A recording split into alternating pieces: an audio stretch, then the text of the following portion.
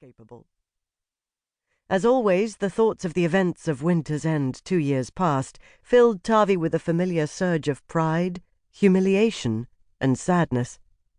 Even after all that time, his dreams were sometimes visited with howling monsters and streams of blood.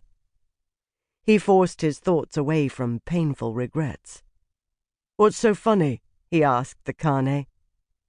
"You," Varg said, without looking up from the ludus board. His voice was a slow, low thing, the words chewed and mangled oddly by the Kane's mouth and fangs. "Aggressive." "That's how to win," Tavi said. Varg reached out a heavy paw hand and pushed a white High Lord figure forward with a long, sharp claw.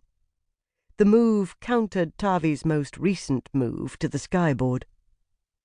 "There is more to victory than ferocity." Tavi pushed a Legionare figure forward and judged that he could shortly open his assault. "How so?" "It must be tempered with discipline. Ferocity is useless unless employed in the proper place." Varg reached up and swept a Steadholder figure from the skyboard, taking the Legionare. Then he settled back from the board and folded his poor hands. "And the proper time." Tavi frowned down at the board. He had considered the Kane's move in his planning, but had deemed it too unorthodox and impractical to worry much about it. But the subtle maneuvers of the game had altered the balance of power at that single point on the ludus board. Tavi regarded his responses and dismissed the first 2 counters as futile. Then, to his dismay, he found his next dozen options unpalatable. Within 20 moves, they would lead to a series of exchanges that would leave the Kane and his numerically superior forces in command of the ludus board, and allow them to hunt down and capture Tavi's first lord at leisure. "Crows," the boy muttered quietly. Varg's black lips peeled away from his white teeth, an imitation of an Aleran smile. Granted, no Aleran would ever look quite so unabashedly carnivorous.